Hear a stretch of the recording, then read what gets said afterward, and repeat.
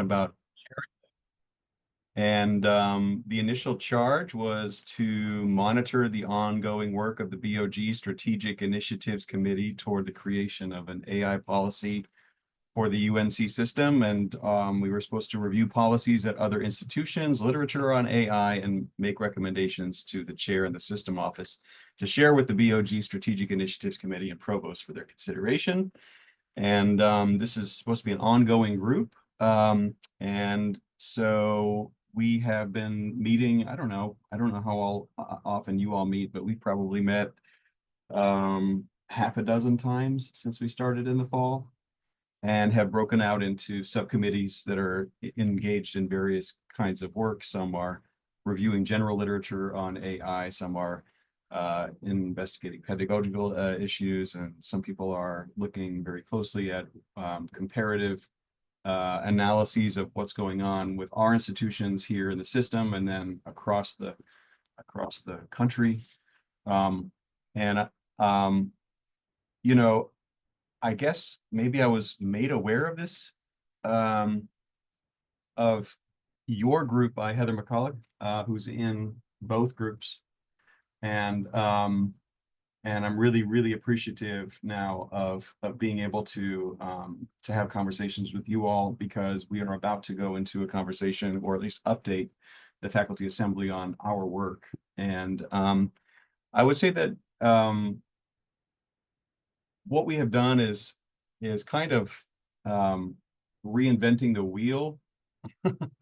As I look at some of the private for-profit organizations that are brought in as consultants to the various schools and have looked at their presentations, what I see is that there are a lot of paid employees that are dealing with the same kinds of problems that we've been dealing with on the Faculty Assembly Task Force, and they're doing it more effectively. And so at some point we had an identity crisis, and we were like, what is our value added truly here? If there are groups that can do this in a for-profit context and then come and consult with universities, what can we really do? What's our value added? And we basically came up with two things. One is that I think our job really should be to offer a kind of comparative overview and oversight of our system, and be able to talk about how all of the schools are doing, whether or not all of the schools need to have some kind of uniform policy in place or not.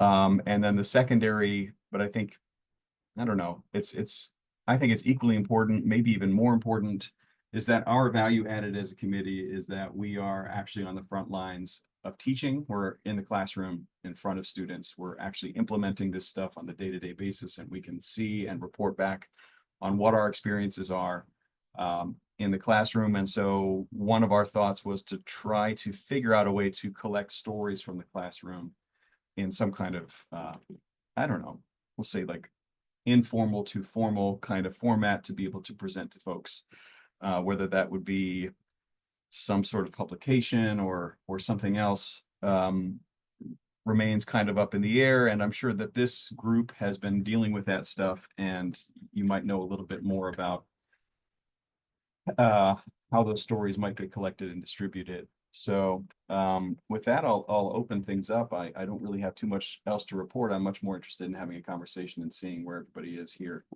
and what you all have been doing.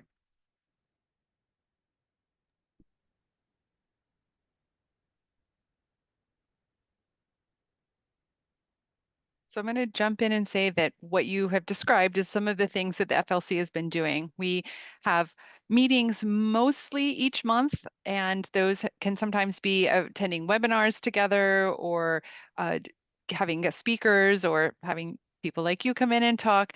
But we also are doing small work groups. So exactly what you've done is that we've sort of narrowed down those who are interested. Those small work groups were formed in the fall, so anyone who joined after the fall are not necessarily in those work groups, but they are able to still participate in things like this.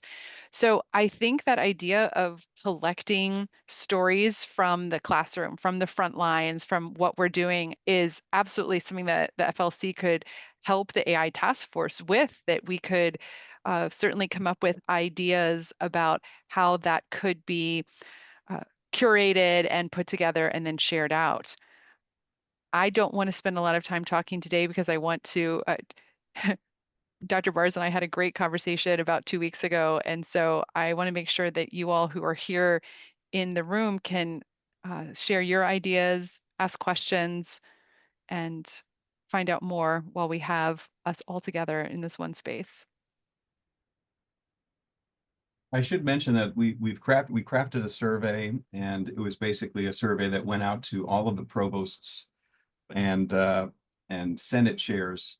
Is that right, Heather? Is that basically the two groups of people that it went out to?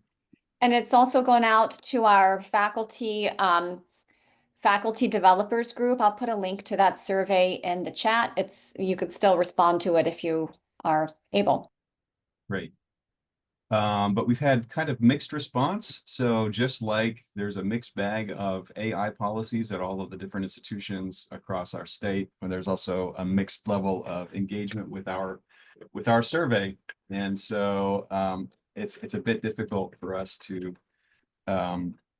make recommendations when we don't have full participation. And so I guess maybe one of the challenges really is just coming up with some sort of umbrella that forces everybody's hand, I guess, and allows us to, make sure that we have a clear picture from every school about how they're approaching these issues, and that would allow us to do our work a little bit more effectively. But I don't know really how we're going to be able to twist everybody's arm.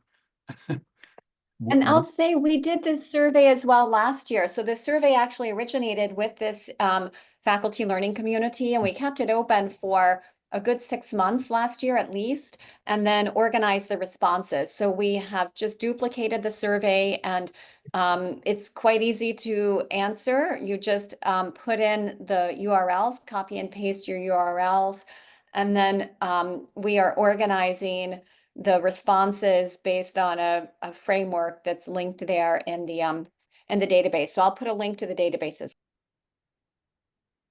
Heather, do you know what our participation level is currently? I know we extended the deadline for 2 more weeks, so It's still very low. So we would love to have folks put any policy, and I would say don't limit yourself or wonder if maybe somebody else has put in a link that you are hoping, that you're thinking about putting in. We will sort through and organize and remove duplicates as we go. We've only had truly a handful of responses. And so I think getting the word out about the survey to folks via multiple channels is going to be the best way to get, increased responses. But we did have quite a few responses last year. As you'll see, the file has not been updated since April 2024. So we're definitely due to update. And I think some of the challenges of this also is that there's such an evolving situation everywhere that maybe there isn't a lot of clear guidelines that are being published at each university or in each department or in each college. And so I think there may be some hesitation there as well.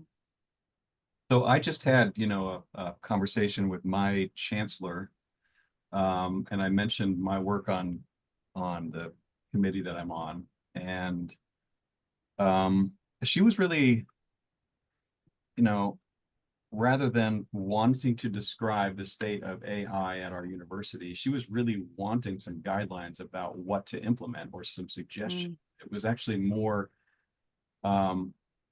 yeah. Anyway, I'm sure it's different at every institution, but it seems like there's a need not only for a clear picture and a description of what actually exists, but also a set of guidelines or prescriptions for what kinds of things we might want to be implementing. And so I guess there's really 2 prongs to that. I see a hand up.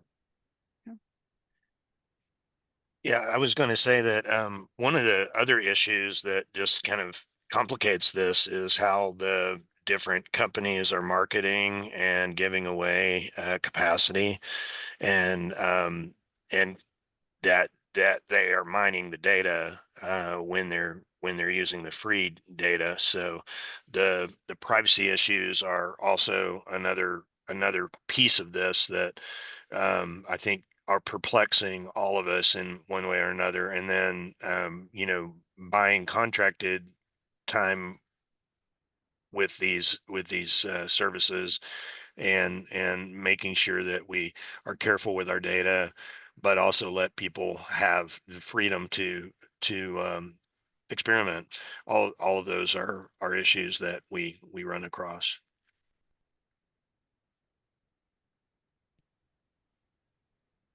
I think that privacy is such an important conversation to be having, because I don't think that the courts have caught up yet. And I don't know that they're going to, in issues of who owns what. And as you are thinking about putting your own intellectual property out there or asking students to share theirs, there's some really serious concerns and questions. I know in our small work group, we've had some conversations about students who have been very resistant to wanting to put anything of their own into the generative AI systems of whatever, either the free versions or school sanctioned versions or whatever it is, because of those very reasons. Thank you for bringing that up, Jonathan. I think that's a huge point.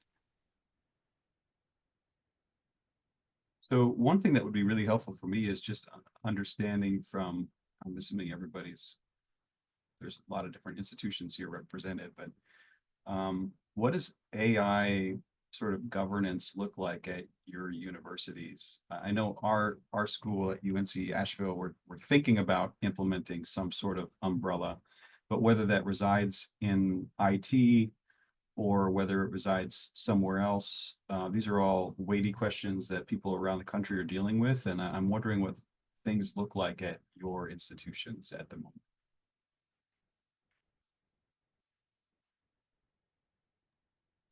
Well, I can speak to, oh, wait, I see a hand. Let's get Kara first. Kara, go ahead and, yeah. Yeah, I'll go because I think it's pretty short. I'm at UNC School of the Arts. We have a group that was working on crafting like a policy. I saw a draft of it. There's nothing in place yet. I saw a draft of it, and most of the draft was at that point appeared to be addressing admin, because there's a lot of stress on protecting students' information, which is good.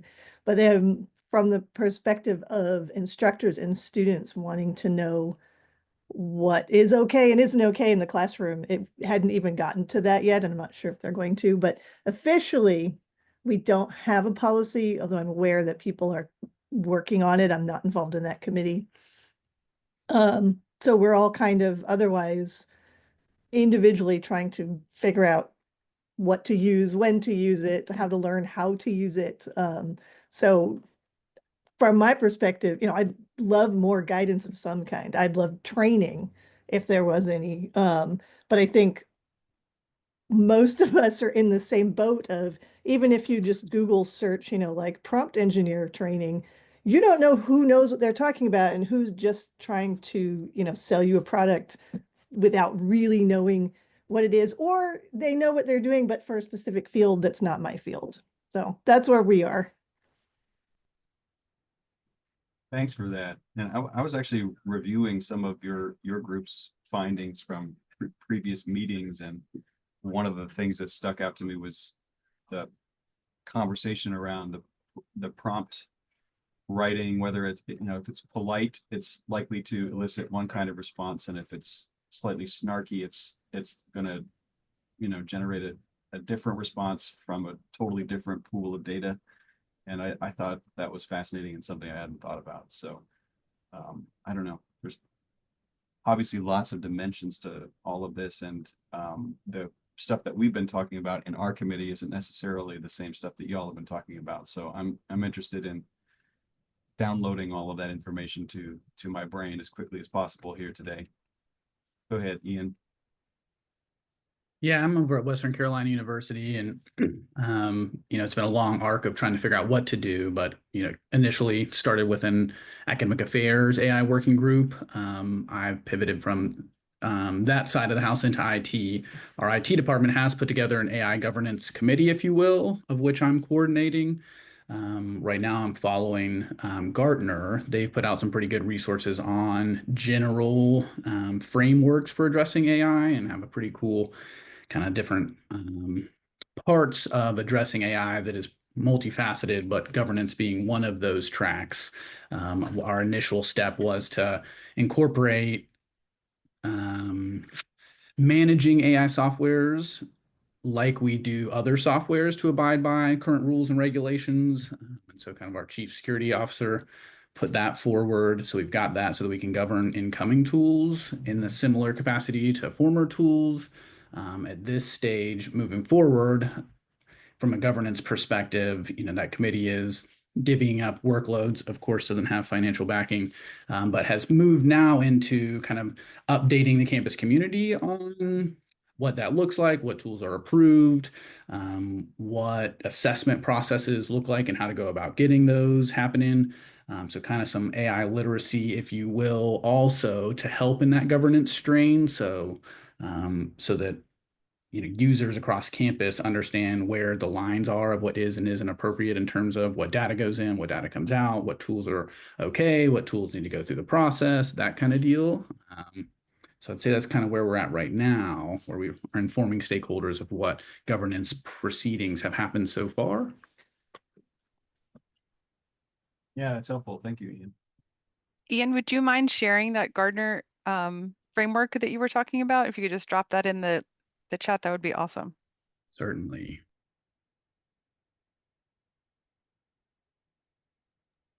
See a hand from Laura Graham.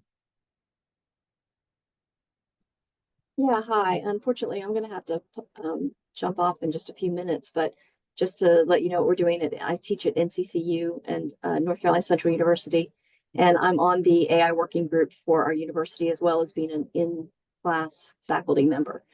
And currently, our working group is working on policy. We have a draft that we forwarded to the provost's office, but we had a change in leadership recently, so that sort of, put things a little bit on the back burner.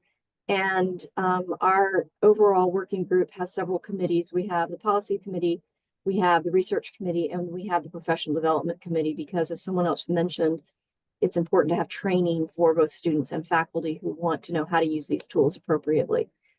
We also have just received a $1 million grant from Google to do the work of Dr. Siobhan Grady, and to establish an HBCU AI Institute. And so we are taking a posture of encouraging effective and ethical use of AI, because we see that our students are going to be, companies are expecting that, organizations are expecting that. And we're trying very hard to not get locked into just looking at things dealing with classroom and plagiarism and those kinds of things, more looking at the broader, how are we using it in staff positions, how are privacy concerns, definitely something that we're concerned about as well. And right now, everything is sort of left to individual faculty members. So as a faculty member, I have my own in-class AI policy. And since I teach business communications, I'm being very transparent about in fact, this week, I'm running a workshop in my class on teaching them prompt engineering, a basic prompt engineering, and we're looking at how to use it effectively to create emails, but how it is not supposed to be used, et cetera. And so we're in the same kind of wild, wild west as everybody else, that we're trying to put some structure around it. But as Sarah mentioned, things happen so quickly and things get changed so quickly that we don't want to come up with something that's so general it's not useful, but also that's not so specific that it needs to be updated every 3 months as something new comes around. So that's sort of where we are at this point. Thanks for that. I see Jordan. Yeah, hey, I am here from UNC Charlotte. We are doing a lot at the same time, it feels. about probably a year ago, and I'm going to reshare, I think Stephanie shared this earlier, our AI across the curriculum webpage, but this basically just has a link to anything related to AI on our campus. If you scroll down towards the bottom though, there's 3 major groups that are working on campus right now. And the first is the Campus AI Steering Committee. And they're, at the university level looking at, responsible and ethical use, adoption, the enterprise tools, software. We also have an AI in teaching and learning task force that started last semester. Their role is basically to collect data from every single college and discipline and get their feedback on, what their concerns are, what their philosophy for teaching and learning is, ethical considerations, so on and so forth. We are actually writing that report up this week for our provost. And then we were able to get, last year we hired 2 AI faculty fellows. We wanted to run that again this year. We ended up getting so many applications that were so impressive that we actually got more money. And we were able to hire 10, 1 representative from each college, and then 2 that work directly for the CTL. And their role is to go in and collect faculty and student use cases within the college and disciplines to give, eventually, we're going to create a website as a model for faculty on our campus on how to use AI in these different spaces. So that's kind of what's going on right now. People are also able to submit those use cases on their own, but it's explicitly their role to go in and just see, how are people using them and how can we share this information across our campus and across the UNC system eventually once it's available on our site. So, Awesome. and all of that information is available on that website. Thanks for that. Sarah, did you say this meeting is recorded? Yes, I am recording this meeting and collecting meeting minutes as well. So I'll share those with you, but the recording will be shared out with all of the FLC and you'll get the link as well. And I just want to make sure that everybody's okay with me then passing some of this information on during my presentation to the faculty assembly folks. Because it's everything everybody is saying is incredibly useful. So thank you for sharing. Mark. Thank you. Mark Light with North Carolina A&T State University. I work with cooperative extension with 4-H youth. So my student body is 4-H youth across the state of North Carolina. We currently have a grant that started in August. It's through Google, indirectly through our National 4-H Council. So there are 10 states on the grant that are working on AI education materials for K through 12. So we have to educate 15,000 youth across North Carolina and 2,000 adults on AI education. So hopefully we're helping the incoming flow to the UNC system with this education. Our staff are located outside in county-based offices. Both North Carolina State University has extension, as does North Carolina A&T in our state. And so we are the outreach arm of the university. So I think also looking at what outreach does and collecting those stories, because we are educating clientele on how to use AI with businesses. We're educating youth on ethics and bias and the proper way to use AI, because I think a lot of the school districts are more like anti-AI or banning AI tools versus dealing with it and processing it like we're talking about in some of our classrooms. So I think those could be useful stories as we look for, that collective body is how is it also used from the university outside the classroom, and even by faculty and staff themselves. How are we using it versus our students? Because I think, like someone just posted 3 out of 4 people are now using AI in some manner.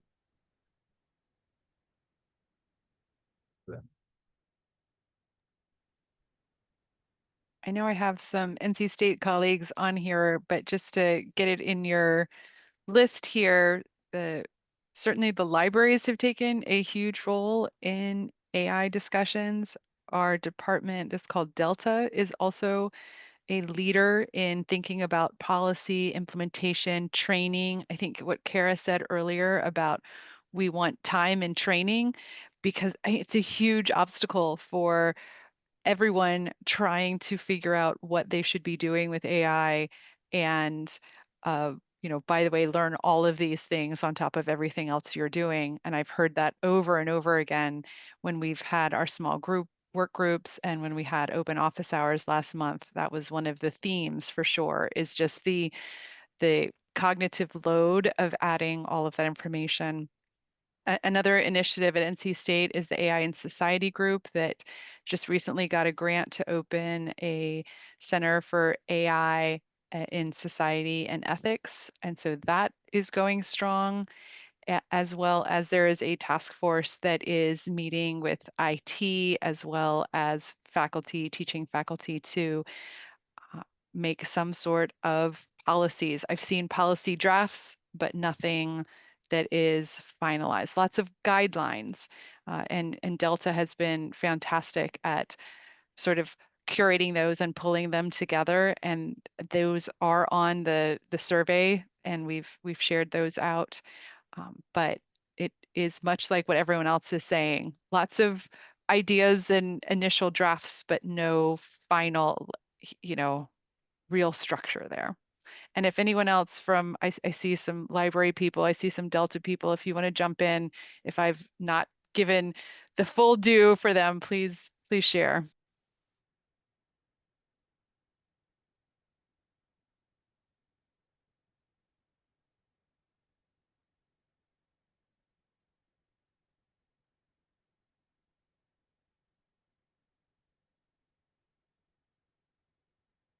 I'm wondering if I can ask a question then, that might be helpful in framing some of the presentation that I'm about to give.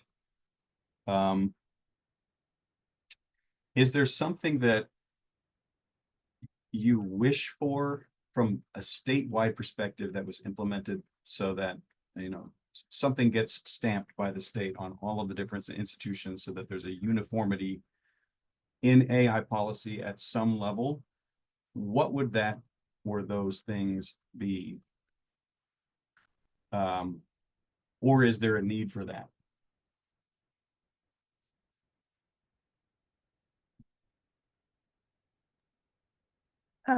I've said this in my working group. And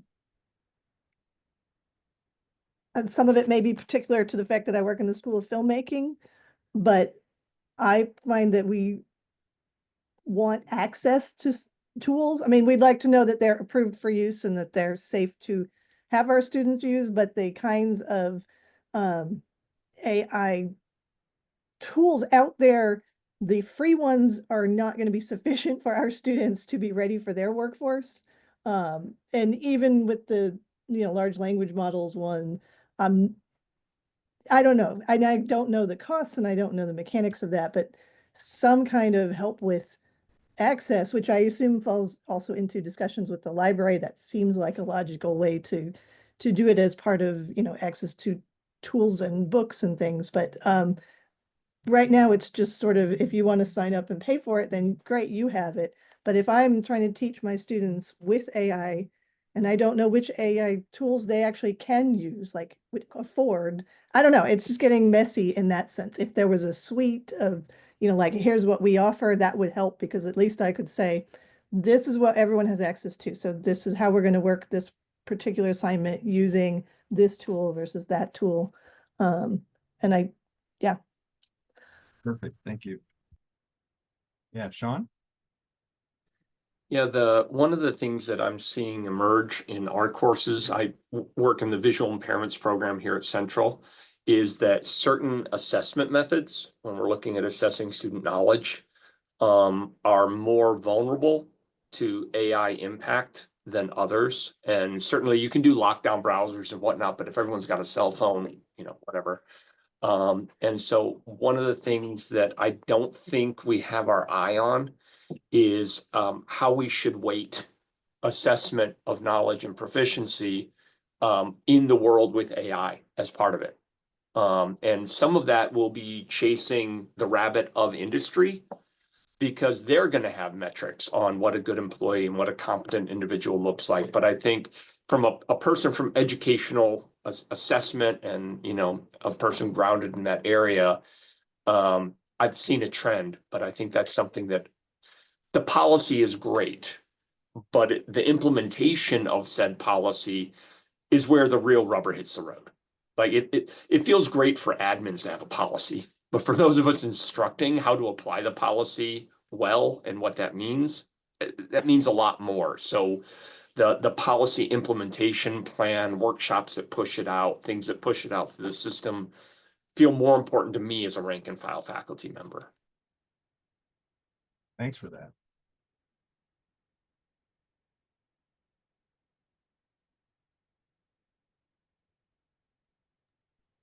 We have some good additions in the chat as well. One from Greg about convincing AI providers to provide faculty and our students with free access to the more advanced tools, sort of going off of what Kara had just shared.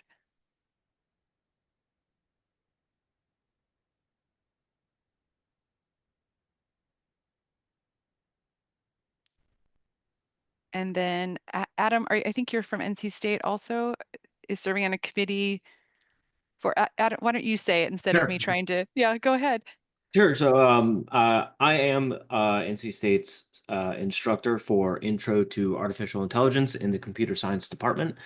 And at least my first comment explicitly was that as I tried to just wrap my head around combating students who are expected to know AI in software development, I came into the semester, this semester, and told my students, I'm not policing your AI usage. I know you need to learn it. We do not have the knowledge to learn it. They are learning it in the field effectively. And so what I chose to do is I took my existing course material, the projects that I do assign them currently, which is implementing the different algorithms. And I shrunk that down and said that that is now only worth 80% of your grade. All of that material is online. Those algorithms were solved in the 60s. So, you can find a blog source that will help you solve it. What I did is that the remaining 20% of your grade is now in a plus X report, where essentially you are now telling me what you did to expand on this. Essentially, in computer science, we're a very project-heavy discipline. Employers want to see the projects that students are doing outside of their classrooms. So I gave a very simple rubric of, if you are just tinkering with the code that I provided for you, you get 10%. But if you create something new, then that is what I'm considering a 20%, and we'll provide feedback on a student-by-student basis. Then the second comment is that Dean Jim, I can never pronounce his last name. He is a new hire as our College of Engineering dean.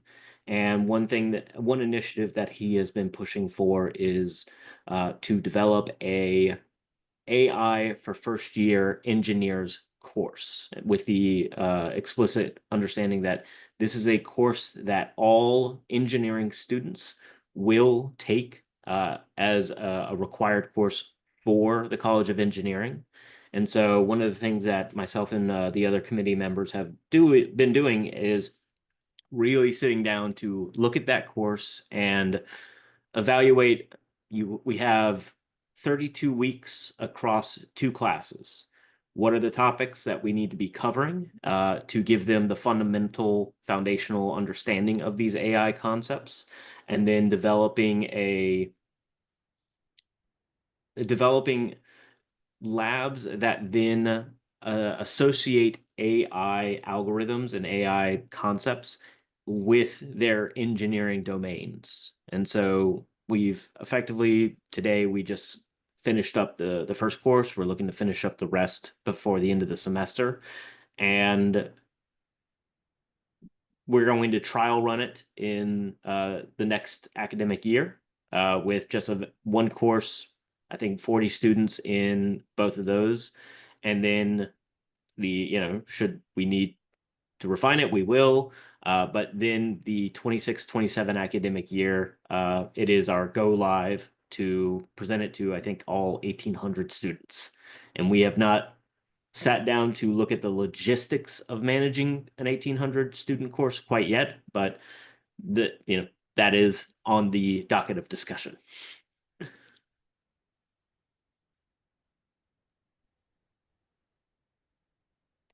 That's great, Adam. Thank you so much for sharing that. And Laura, I also want to just bring your comment up that is fantastic, but also so very different depending on the discipline, right? And I think that's going to be one of the challenges as each discipline is then going to be thinking about what does our discipline need for intro to AI.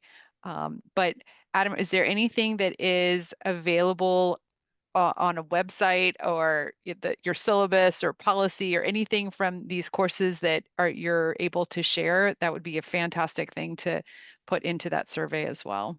Unfortunately, I don't. Not yet. Okay. It's Okay. all, it is all still in development. Yes. But at least, as I was hearing everyone talk, I did want to at least share, here's at least where NC State's kind of taking things. At least a small section of NC State.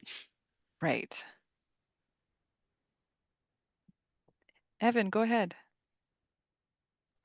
Yeah, first of all, I wanted to say, you're going back to being on the front lines. I think that's very key in value added to what you're doing. And those front lines are different all over the place because some of them they're in classrooms where things are happening. Clearly, other places they're as high as the dean or the provost who's enacting these things. I think that's very challenging. And I think it's great what Adam's doing.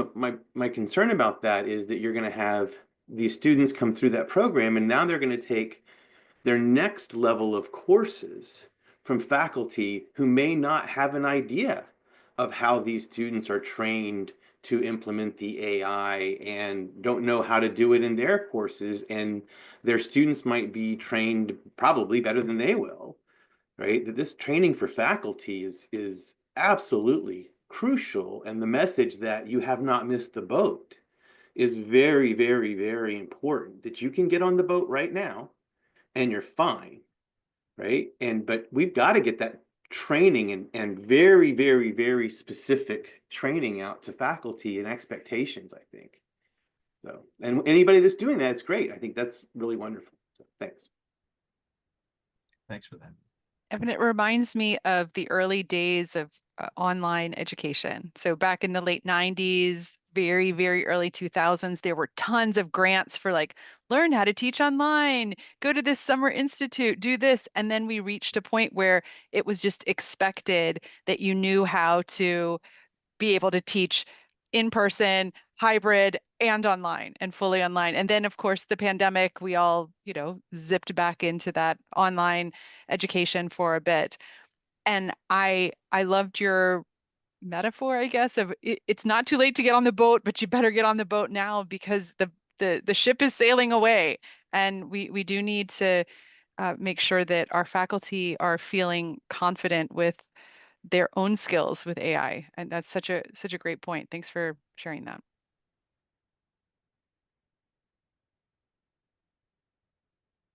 You two hands up. I'll just call on Mark and then Sean. I was going to make a similar comment about the pandemic. I think, those colleagues who were not prepared to move their course from an in-person to an online, maybe they were the holdouts. We had a similar shift, but it was a rapid shift. AI is kind of working at a rapid pace, but at least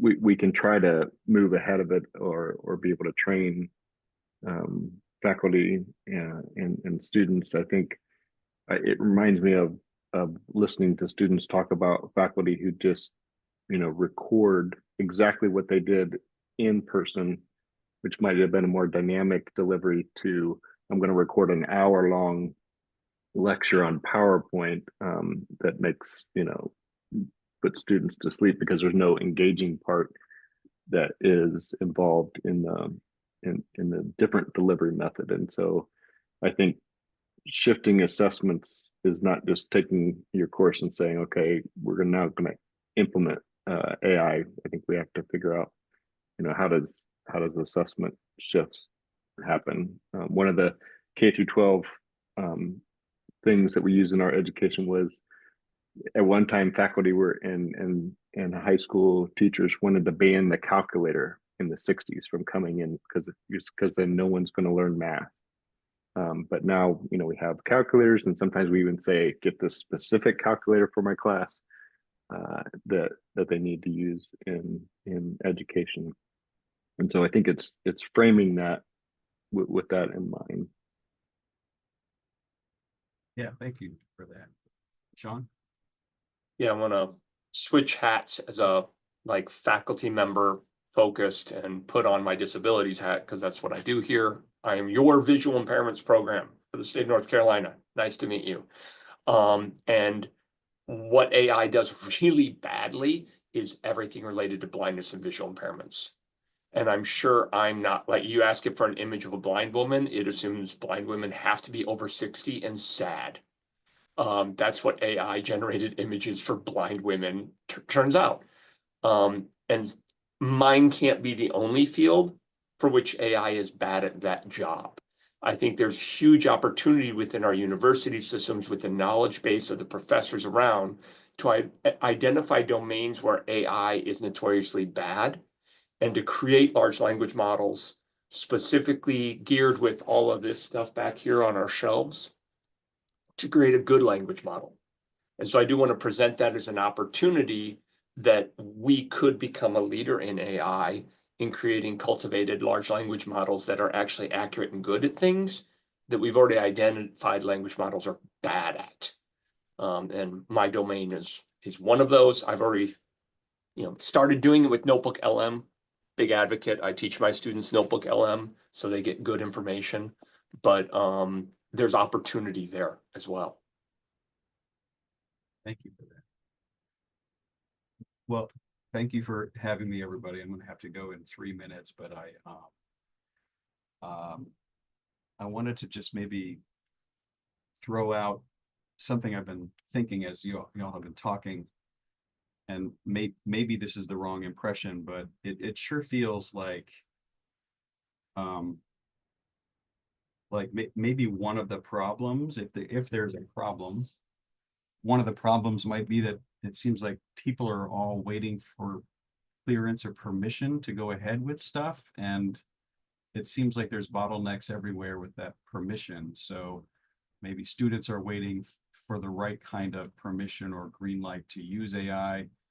Maybe faculty are waiting for the green light to use some kind of instruction on from the administration, say, on what the policy should be and what sorts of things are green lighted. And then at administrative level too, there's folks in our different campuses that are administrators that are probably waiting for the system to give it some kind of instruction. And so it seems like maybe there's this there's a lot of bottlenecks everywhere, and I'm not sure I know how to solve the problem. But if you have any thoughts on that particular question on how to solve that problem, I think that might be really useful for the faculty assembly to hear when I give my presentation in a couple of weeks. So I'll drop my email here. You probably find me elsewhere, but here we go. That's my email. And if you have any further suggestions on that, I'd love to hear from you. And thanks once again to Sarah and to Heather for setting this up. It's really been helpful. We're so glad you're here. Thank you so much, everyone. Thank you for being here today and for making this conversation happen. I will share out the recording and meeting minutes, and I tried to capture all of the things from the chat so that we have those links. Thank you so much for your time, and this is just another step in our conversation. Have a great rest of your day. Thanks for being here. Bye, everyone.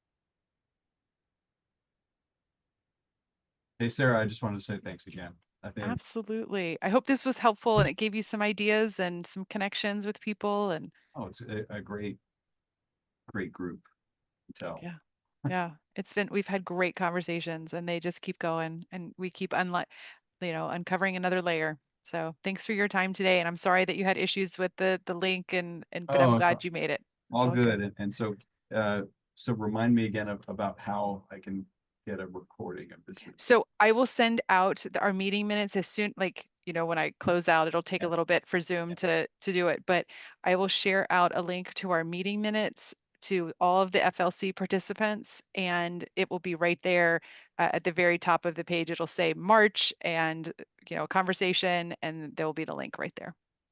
Thank you. Okay. Bye, everyone. Great day. Bye.